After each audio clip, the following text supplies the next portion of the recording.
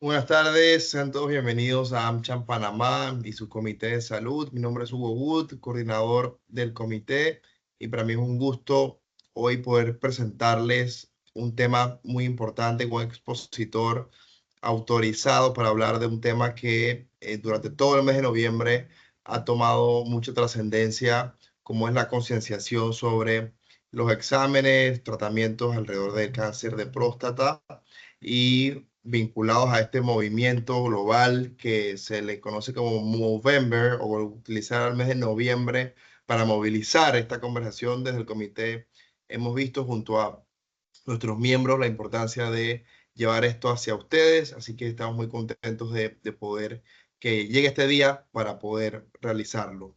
Antes de entrar en materia y presentarles a nuestro invitado, quisiera, como siempre, agradecer a nuestros patrocinadores que hacen posible que este tipo de eventos se realicen.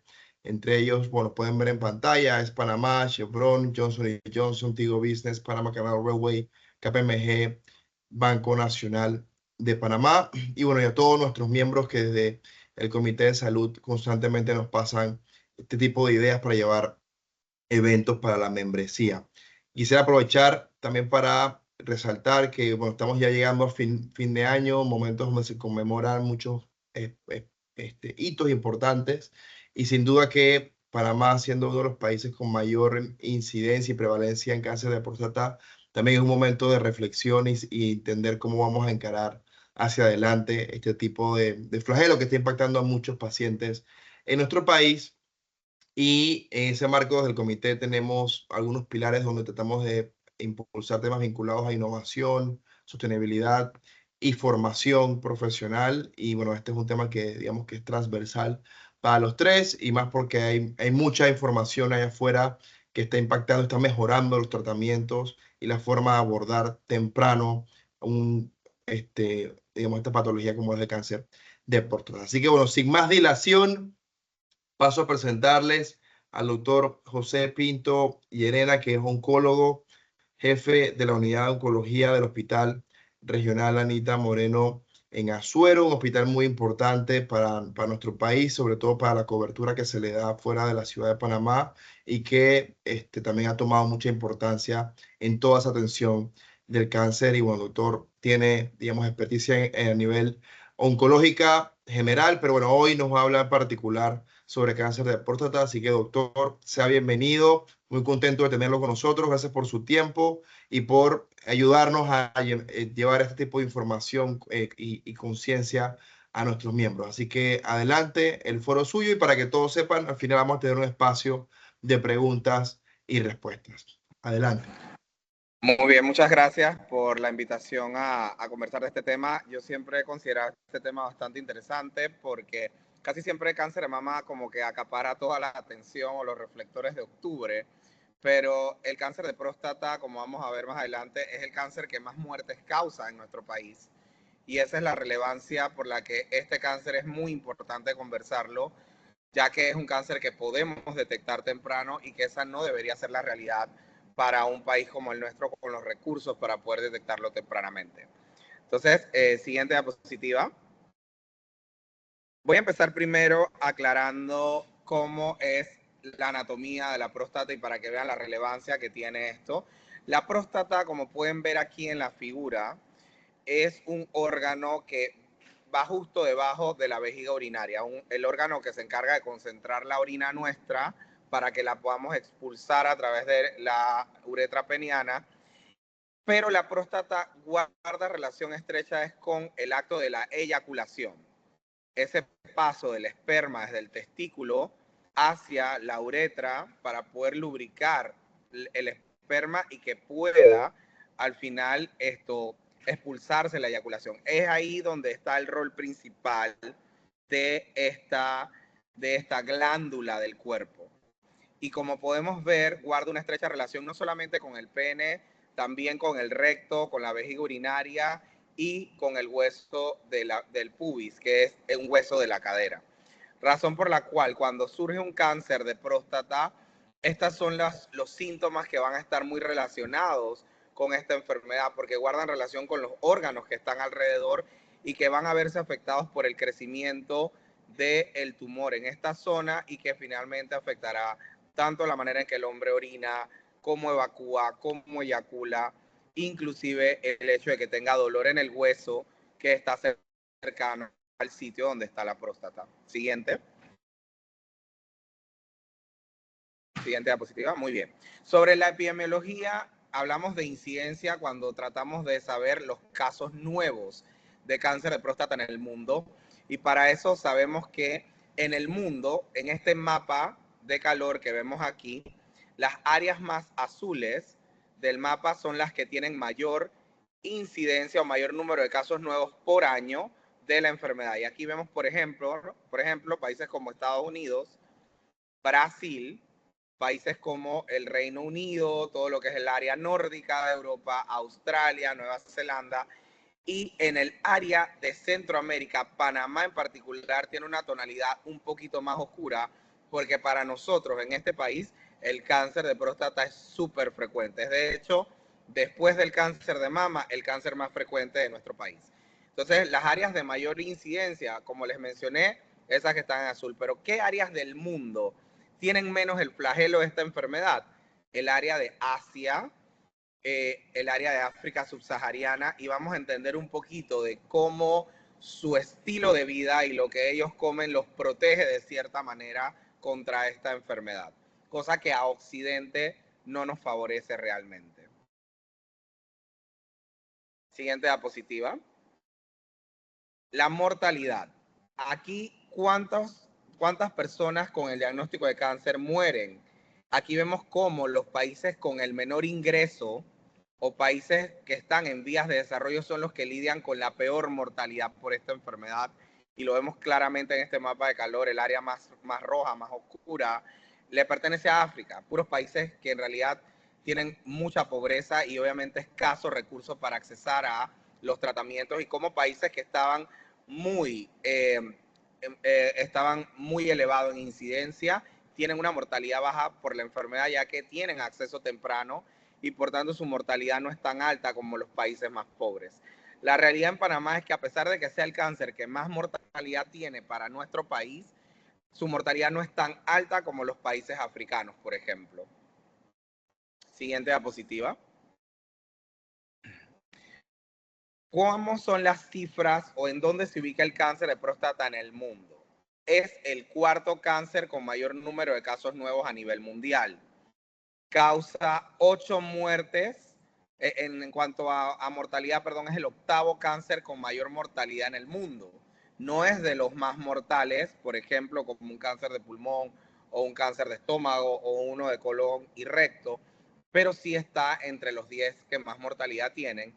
Pero en cuanto a personas que viven con cáncer día a día por más de 5 años, el cáncer de próstata es el tercero más frecuente, porque muchos de estos pacientes diagnosticados hoy en día logran vivir por muchísimo más tiempo. Siguiente diapositiva. Entonces, ¿cuánto sobrevive un paciente con cáncer de próstata? Aquí vemos estas cifras del 2023 que nos revelan que, por ejemplo, cuando nosotros logramos hacer el diagnóstico de la enfermedad en una etapa totalmente localizada, hasta el 100% de los pacientes estarán vivos a 5 años. Si lo hacemos en una etapa en donde ya no solo está en la próstata, sino que afecta, por ejemplo, a los órganos que están alrededor, como la vejiga urinaria o la uretra del pene, podemos tener que el 100% va a estar vivo también a 5 años. Sin embargo, cuando ya esta enfermedad la detectamos con metástasis, es decir, con enfermedad a otros órganos como el hígado, el hueso, el pulmón, ya la supervivencia de los pacientes cae dramáticamente hasta un 31%. Es por eso que es importante detectarlo en las fases más tempranas, para que no tengamos nosotros entonces el dolor de cabeza de ver morir a casi 70% de los pacientes que sufren de esta enfermedad. Siguiente diapositiva. Para el Registro Nacional de Cáncer de Panamá, que es nuestra principal consulta de cáncer del país, en donde se registran todos los cánceres diagnosticados del país, ya sea tanto a nivel privado como a nivel público, resulta que el cáncer de próstata, como les había mencionado previamente, es el segundo cáncer con mayor incidencia en nuestro país, solamente superado por el cáncer de la mama. Siguiente. Y en cuanto a mortalidad, vemos aquí en un color verde, como la primera gráfica, lo que les decía, cómo el cáncer de próstata supera en mortalidad a todos los demás modelos tumorales que tenemos aquí en el país, tanto al cáncer de la mama, al cáncer del pulmón, del cuello uterino, del colon y recto. Todos ellos se ven superados por el cáncer de próstata, que es el cáncer más mortal de nuestro país. Siguiente diapositiva. Y aquí nada más para reforzar, en cuanto lo diagnostiques más temprano, mayor tasa de supervivencia tiene. Y por ejemplo, este es el escenario de Estados Unidos, un escenario en donde hay mucha facilidad de diagnóstico y de tratamiento oportuno, y vemos como el 80%, 8 de cada 10 pacientes con esta enfermedad llega en una etapa sumamente temprana, localizada solo en la próstata, en donde no te afecta ningún otro órgano, y que por tanto la supervivencia de los pacientes estadounidenses va a ser sumamente elevada, pero que esta no es necesariamente la realidad de nuestro país. Siguiente. ¿Cuáles son los factores que nos llevarán a desarrollar esta enfermedad? Que como vemos por las estadísticas es sumamente relevante. Siguiente. Bien, en los factores de riesgo, el primero que tengo que resaltar es la edad. Este cáncer no es un cáncer de jóvenes, es un cáncer de personas mayores, en donde vemos cómo a partir de los 60 años en adelante es donde más se dispara la incidencia de esta enfermedad, empeorando en la medida que envejecemos más los hombres. De tal manera que desde los 61 hasta los 90 años, la incidencia de esta enfermedad no deja de aumentar. Entonces, la edad es un factor de riesgo relevante para desarrollar este cáncer. Nosotros cuando evaluamos cuántos pacientes por debajo de los 40 años desarrollan esta enfermedad, menos del 30% desarrollará esta enfermedad por debajo de los 40 años. Sin embargo, vemos cómo se dispara hasta un 70% a partir de los 60 años, y es por eso relevante en este grupo etario en adelante estar muy pendiente del diagnóstico de esta enfermedad. Siguiente. Y aquí vemos en cuanto a grupos étnicos, esto es una estadística definitivamente estadounidense, ya que ellos sí separan muy bien afroamericanos, de asiáticos y de blancos. Realmente para Latinoamérica es un poco más difícil porque estamos muy mezclados. Sin embargo, lo que nos revela en la estadística estadounidense es que los pacientes negros o afroamericanos tienen un mayor riesgo de desarrollar un cáncer de próstata que el paciente blanco, por ejemplo, o el paciente asiático, y no solamente tienen mayor riesgo de desarrollar la enfermedad, sino que además de eso tienen una enfermedad que es mucho más agresiva y más mortal que los pacientes asiáticos y pacientes blancos. Siguiente diapositiva. También existen factores que vienen ya inherentes a nuestra familia, que lamentablemente heredamos desde que nacemos y de que no podemos realmente cambiarlo, porque lamentablemente nosotros no podemos cambiar nuestra información genética heredada en la familia. Y vemos como, por ejemplo, cuando yo tengo 2 o más familiares con cáncer de próstata, nos incrementa el riesgo hasta 5 y 11 veces más que una persona que jamás ha tenido un cáncer de próstata en su familia. Y a mayor número de familiares afectados por esta enfermedad, mayor es nuestro riesgo. También hay algunas mutaciones hereditarias, como vemos acá, siendo la más frecuente una que se menciona también muchísimo en cáncer de mama, que es el gen BRCA, BRCA1 y BRCA2. Este gen es el gen que más mutado se encuentra en esta enfermedad, y de hecho nosotros tenemos pacientes con mutaciones de este gen aquí en Panamá, y eso es importante saberlo porque es un gen hereditario y que por tanto la familia lo puede seguir presentando. Siguiente.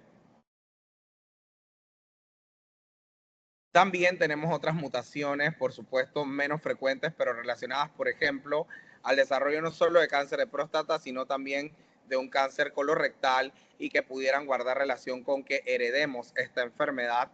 Y eso es importante también tomarlo en cuenta al momento que nosotros abordamos a un paciente, siempre indagar la historia familiar de cáncer para saber si pueden ser portadores de estas enfermedades hereditarias, que no sirve solamente para el paciente, sino también para los familiares, para advertirles de los riesgos que esto implica y de que hagan sus chequeos a tiempo. Siguiente. Tenemos también algunos factores de la dieta. Por ejemplo, el consumo de alimentos ricos en selenio, en tomates y licopenos, carotenos, vitamina D, reduce el riesgo de tener esta enfermedad. Sin embargo, vemos cómo el exceso de carnes rojas y de alimentos procesados aumenta el riesgo de esta enfermedad. Por eso es importante saber que esta es una enfermedad que depende mucho de la dieta. Inclusive los alimentos derivados de la soya parecieran invertir el riesgo, o sea, reducir el riesgo de cáncer de próstata. Y esto es uno de los elementos que protege mucho a los asiáticos y a los africanos.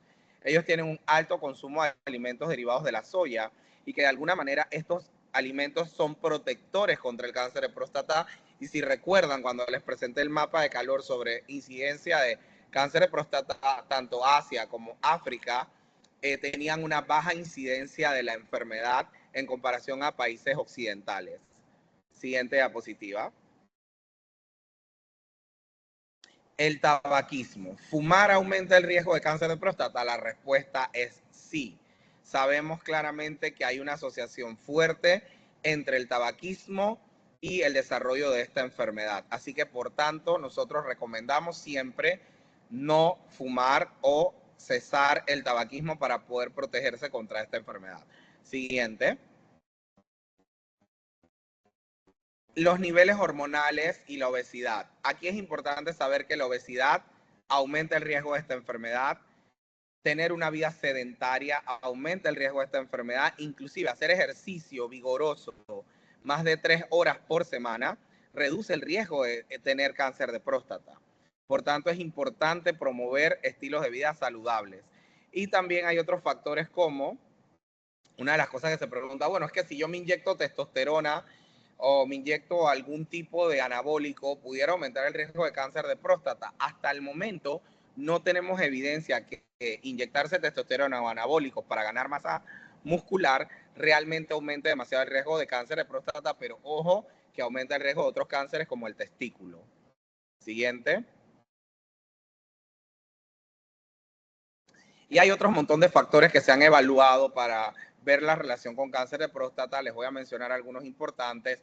Por ejemplo, los hombres que desarrollan prostatitis o inflamación benigna de la próstata tienen mayor riesgo de desarrollar un cáncer de próstata.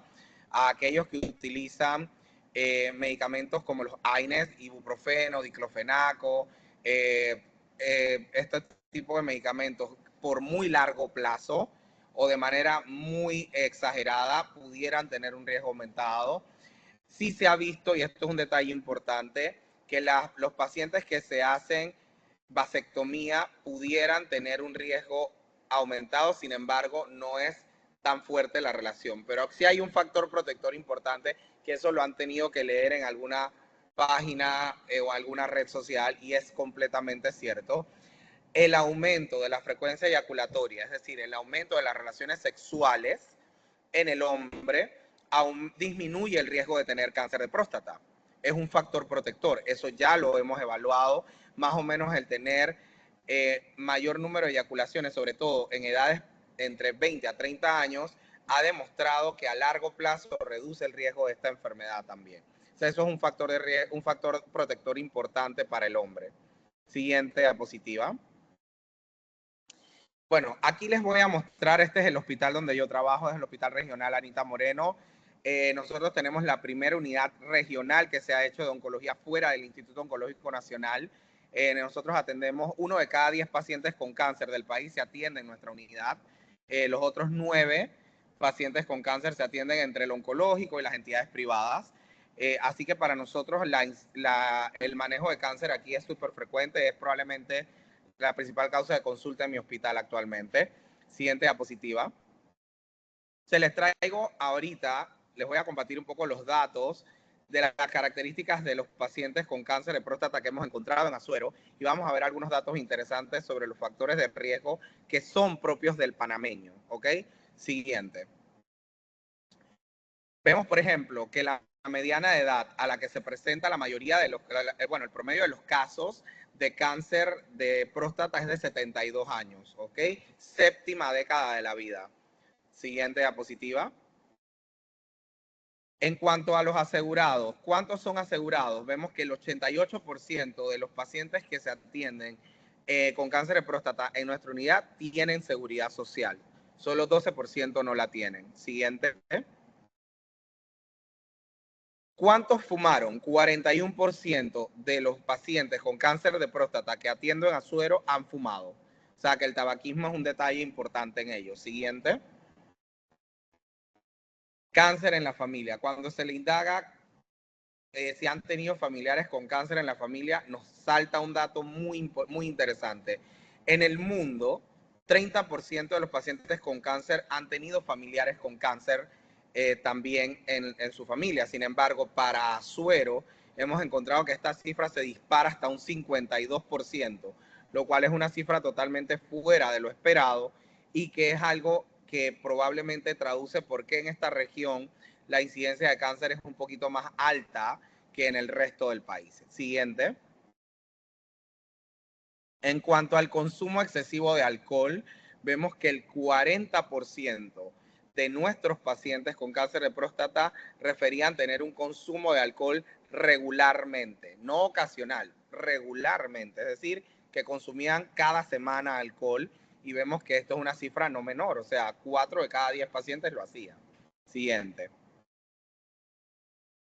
El índice de masa corporal. Esto es un detalle importante. Como vieron en las diapositivas anteriores, la obesidad es un factor de riesgo para el cáncer de próstata y vemos como la mitad de los pacientes que vemos en Azuero estaban en sobrepeso o obesidad, lo que dispara más el riesgo de desarrollar esta enfermedad. Siguiente.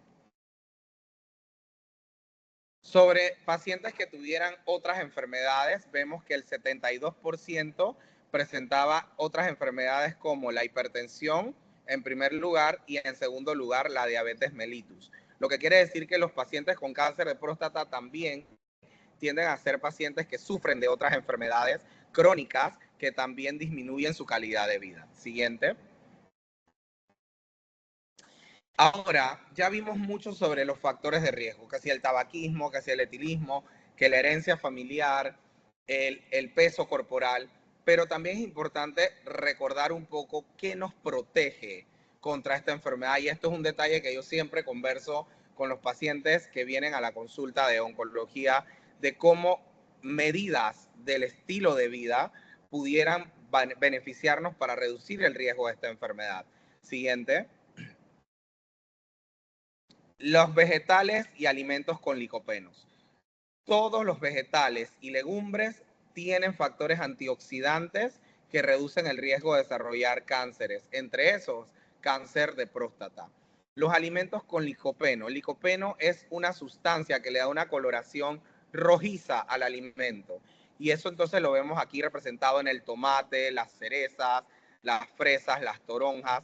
Son alimentos que son ricos en licopeno y que por tanto son alimentos que sabemos que tienen una acción contra la proliferación del cáncer de próstata en nuestro cuerpo. Y por tanto recomendamos que consuman alimentos ricos en este elemento. Siguiente.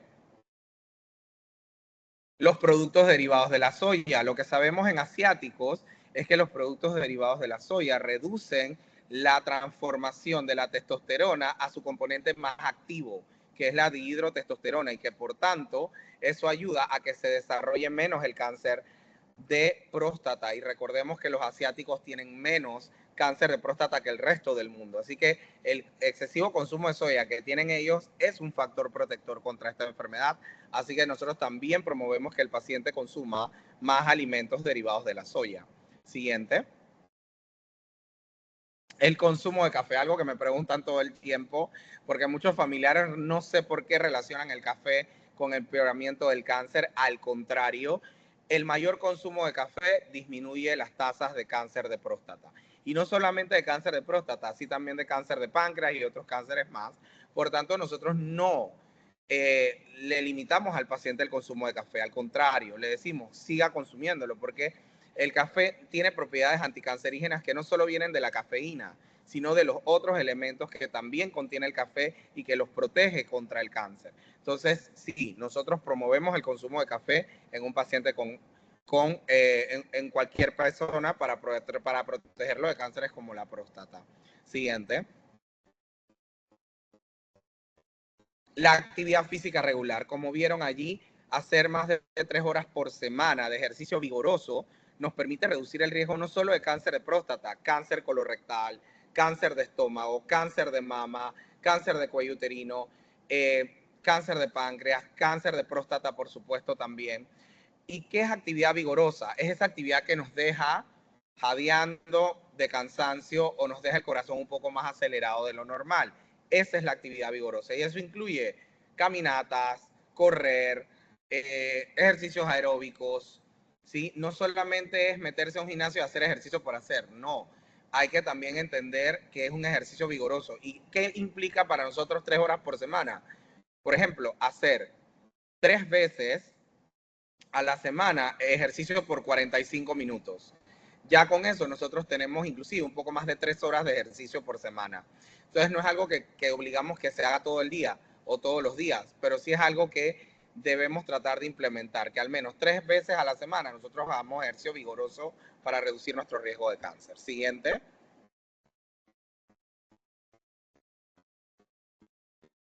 Detener el tabaquismo y el etilismo, por supuesto, porque vimos ya que es un mecanismo para desarrollar este cáncer. Siguiente. En cuanto al diagnóstico, ¿cómo yo diagnostico un cáncer de próstata? Siguiente. Generalmente, ¿cuáles son los síntomas de alarma que a todo hombre nos debe alertar que, ojo, puede haber un problema con la próstata?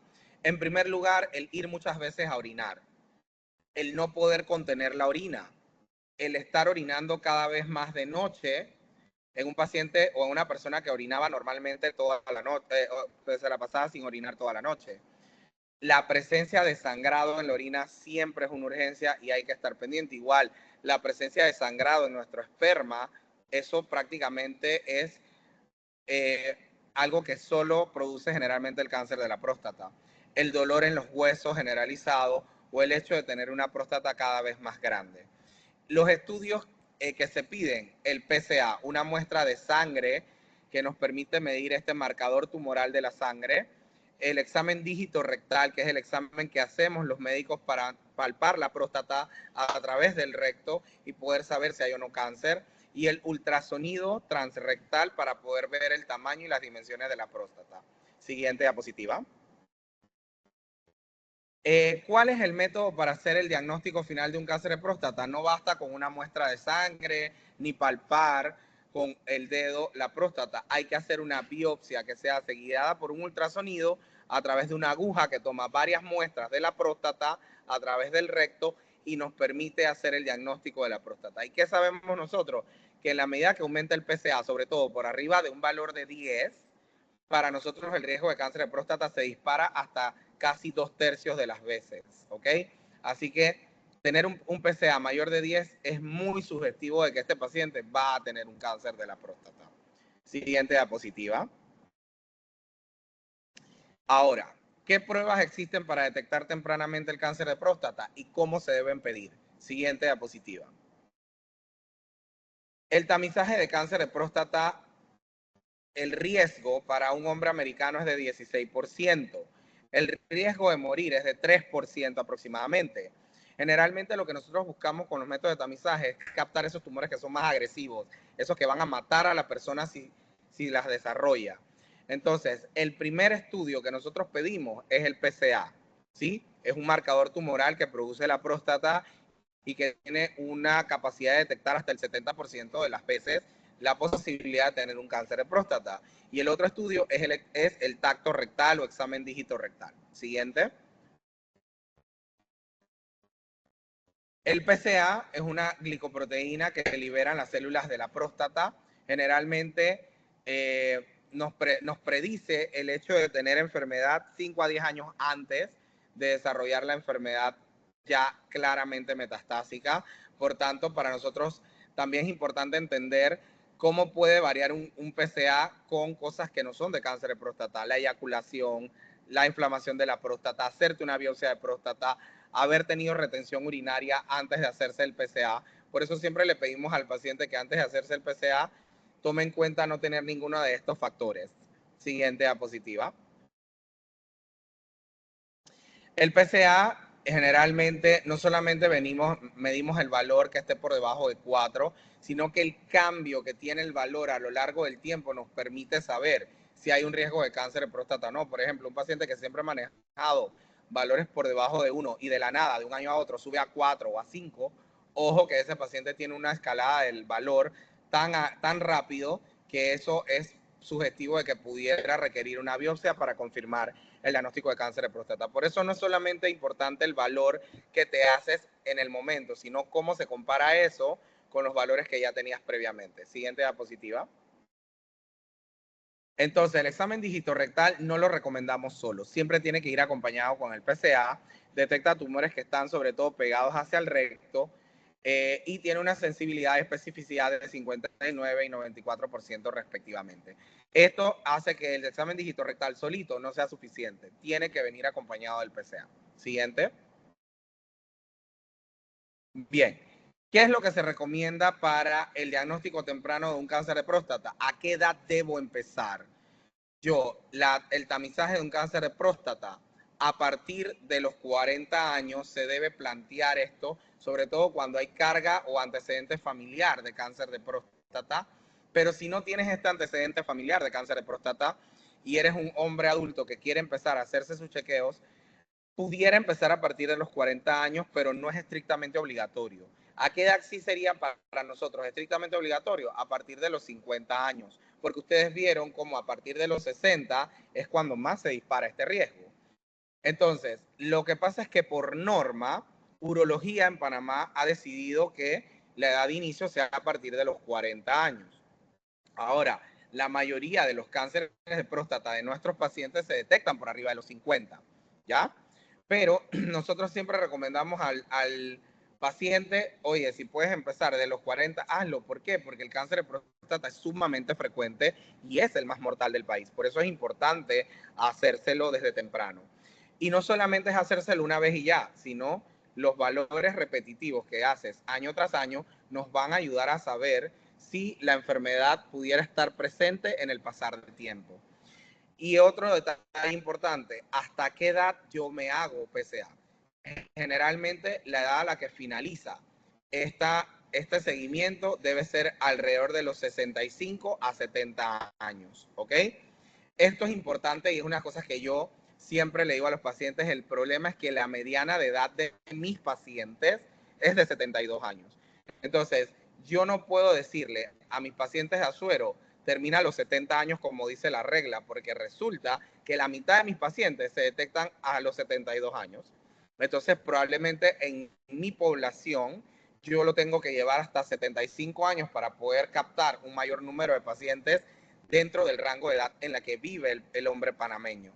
Y esta cifra probablemente se va a ir modificando en la medida que la población viva más tiempo.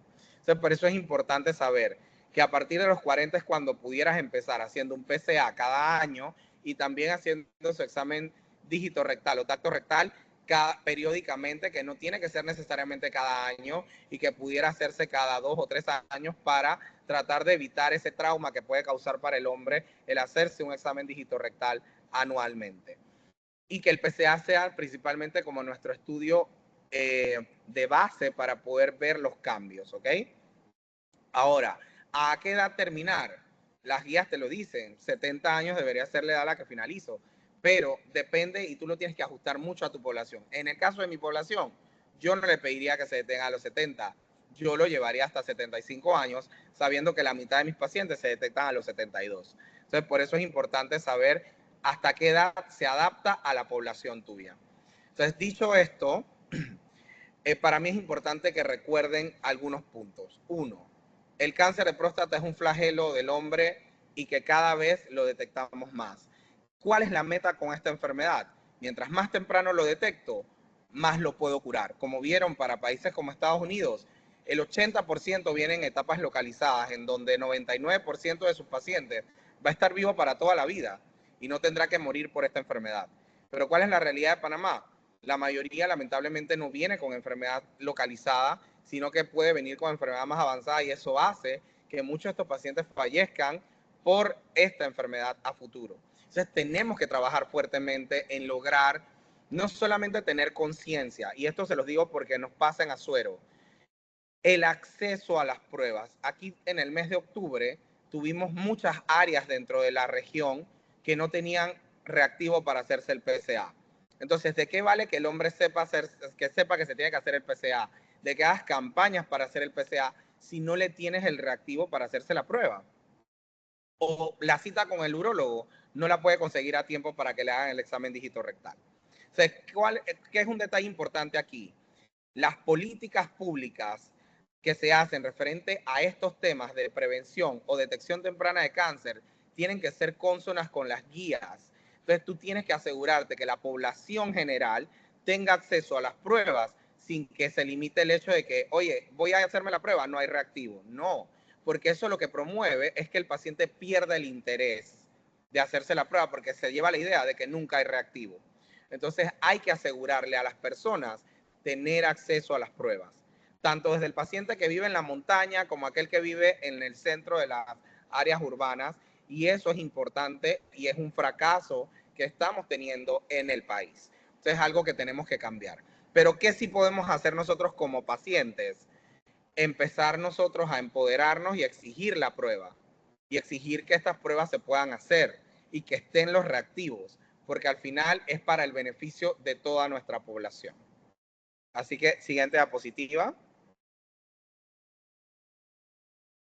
Bueno, no sé si haya preguntas. Aquí abrimos el espacio para preguntas. Doctor, muchísimas gracias. Qué excelente intervención, muy didáctica, muy al punto. Creo que bastante tropicalizada también. Hay veces que vemos información que se aleja un poco de la realidad panameña en este caso y que nos haya traído datos específicos y lo que están ustedes observando en el hospital también creo que nos ayuda y nos da elementos distintos a lo que veníamos viendo también en el comité. Así que muchísimas gracias. Yo tengo un par de preguntas y después las paso y veo que ya tenemos una pregunta adicional. La primera está vinculada a esas barreras o esas limitaciones que quizás no están permitiendo que hayan diagnósticos más tempranos y que los hombres se estén haciendo las pruebas. ¿Qué encuentran ustedes ahí? Entiendo que el rol de la mujer también, de la familia es importante para que el hombre se convenza un poco. Si nos puedes contar un poco de esa parte y ver desde aquí también qué tipo de docencia pudiésemos hacer para ayudar. Mira, yo creo que lo primero es que el hombre venza el temor a hacerse las pruebas. ¿Qué es lo que yo noto acá?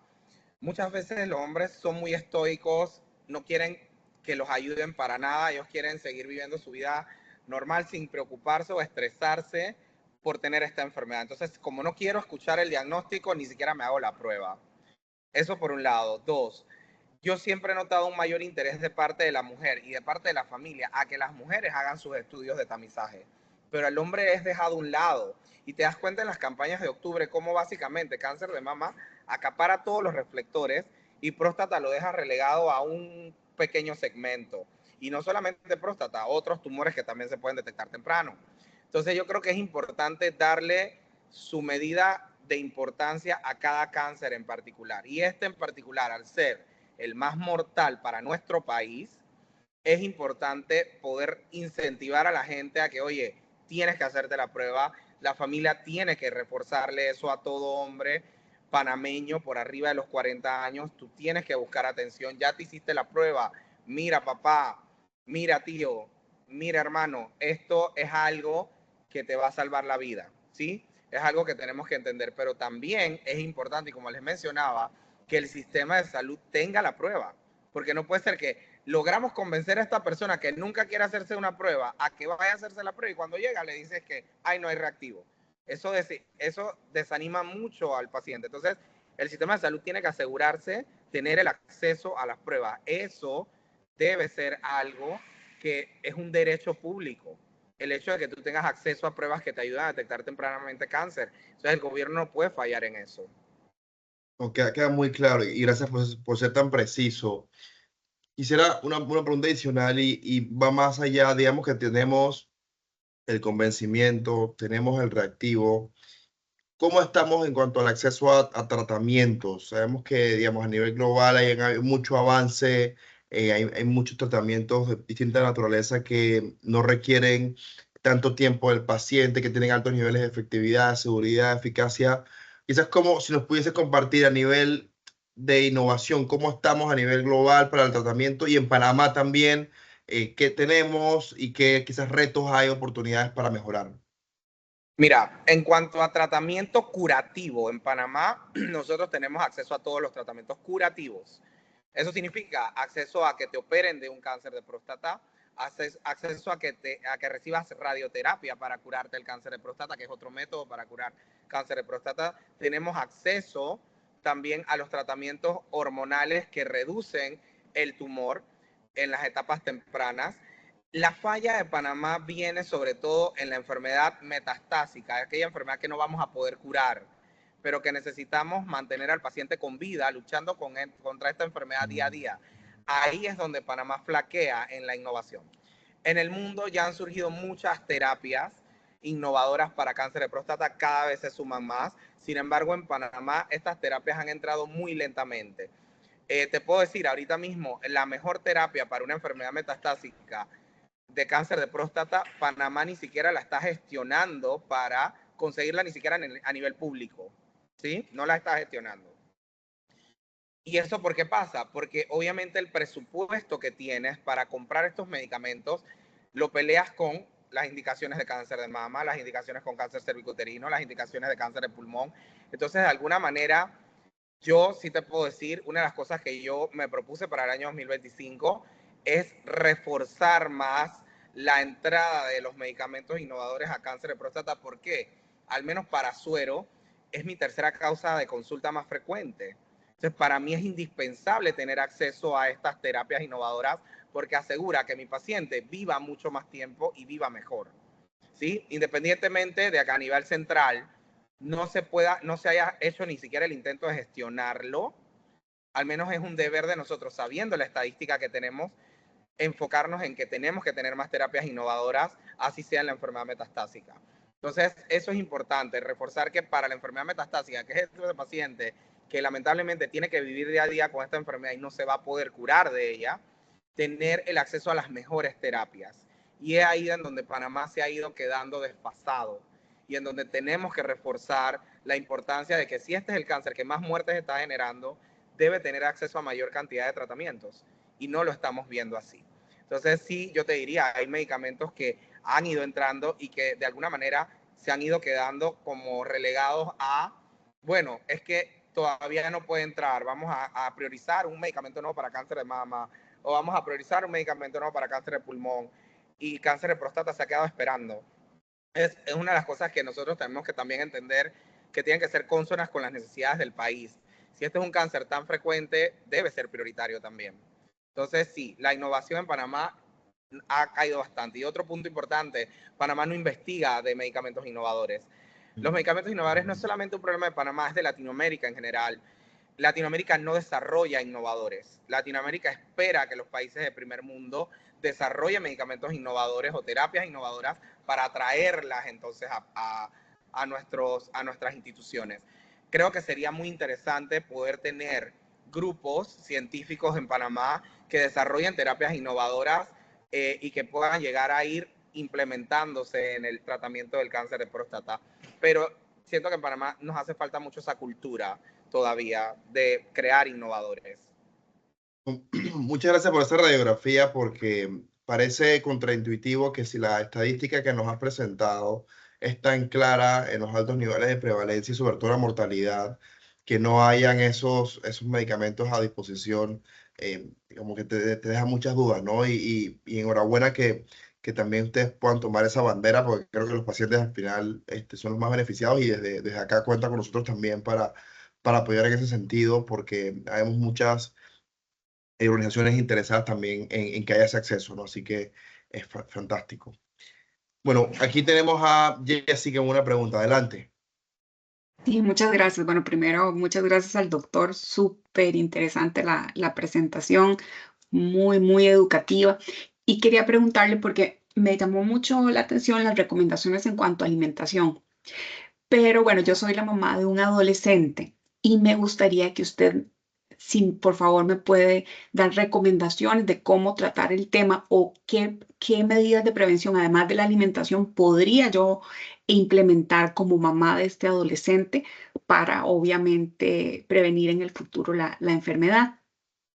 Sí, bueno, muy importante desde la adolescencia crear la cultura de un estilo de vida saludable, que no solamente va con la alimentación, y eso es una cosa que yo le lucho mucho con los pacientes acá. No, es que doctor, ya estoy haciendo la dieta, y la actividad física, ¿dónde la dejas? ¿Sí? Estilo de vida saludable no es solamente alimentarse bien, es tratar de mantener un cuerpo sano y una mente sana. Entonces ahí es importante para desde el adolescente crearle la cultura de hacer actividad física regular, ¿sí? Meterlo en algún deporte, o si no vas a meterte en algún deporte, haz actividad física, no te pases todo el día sentado jugando frente a un computador o frente a la televisión. Tienes que tener una actividad menos sedentaria. Y también el hecho de tener información acerca de cómo prevenir cáncer es importante para que él transmita esta información inclusive a sus otros compañeros o a sus amistades. Sobre la parte de prevención con medicamentos o algo por el estilo, no hay ningún medicamento ahorita mismo que te prevenga de tener cáncer de próstata. Hasta el momento no lo tenemos desarrollado, pero puede que a futuro surja de alguna manera. La alimentación aquí sí es vital y ya por lo menos ves qué alimentos pueden ayudarte más, ¿no? Las legumbres, los vegetales, las frutas, los licopenos, los carotenos, que son alimentos de color naranja, por ejemplo. Y esto ayuda a que se vaya creando esta cultura de una alimentación más sana. Los alimentos derivados de la soya son importantes.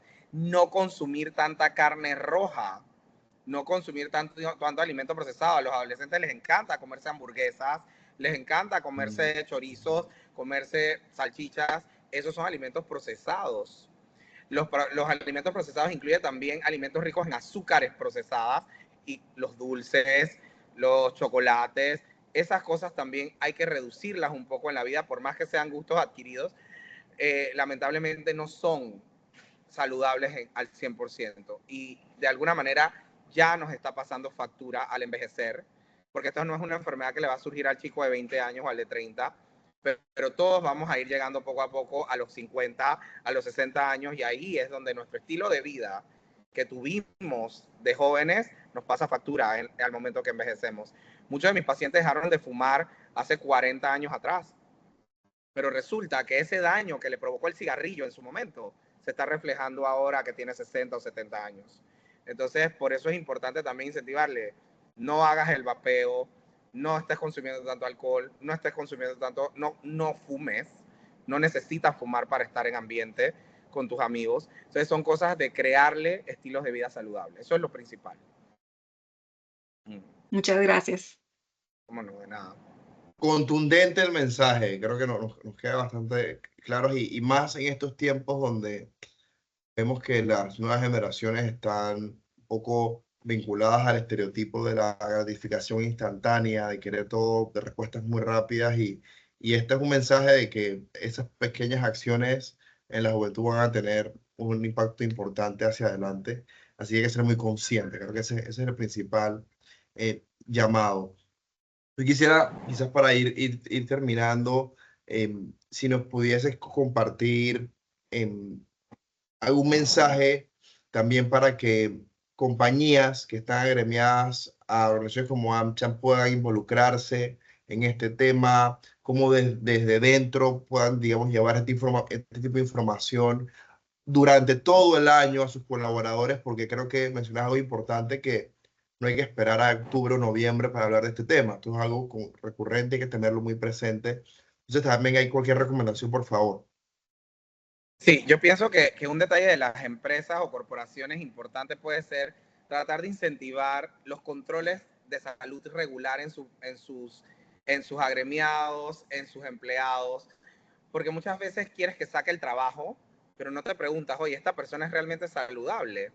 O sea, promover controles de salud regular, incentivar que el empleado tenga acceso a una salud ocupacional ayuda también bastante.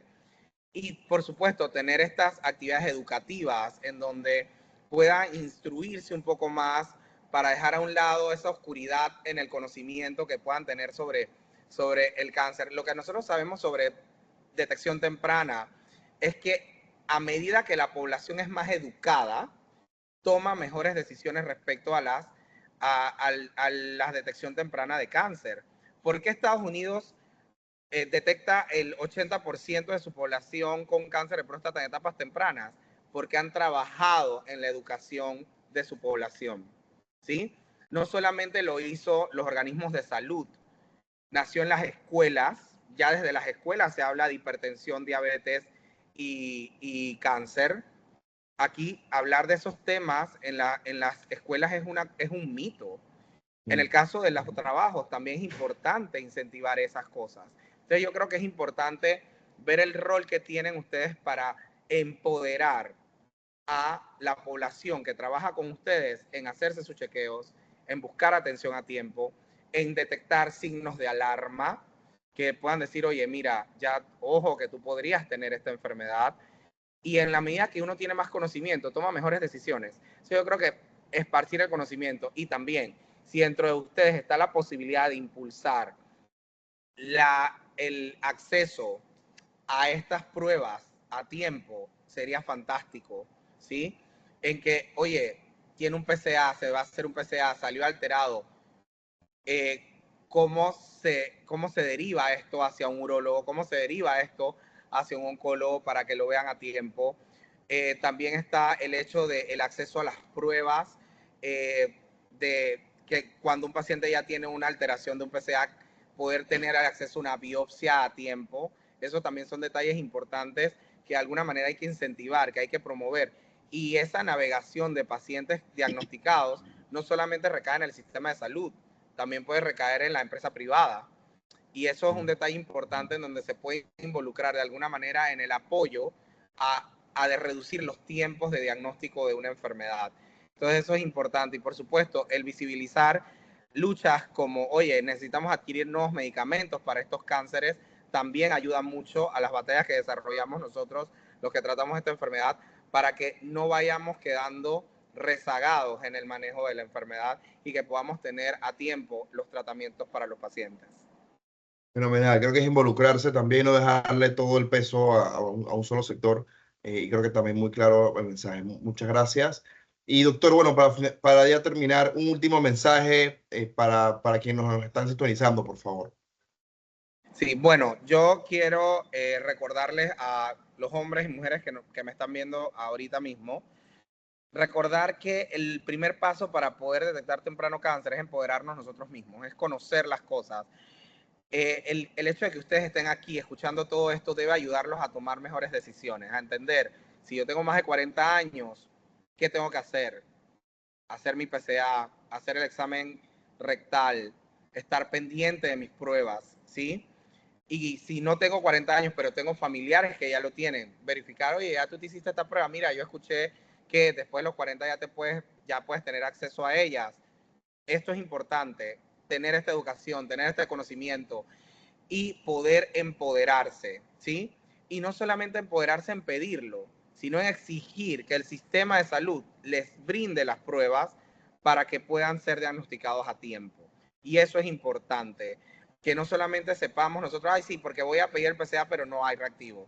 No, ¿por qué no hay reactivo? Tú tienes que tener eso aquí. Es deber tuyo tenerme la prueba siempre, porque para eso pago un seguro social, para eso pago un seguro privado.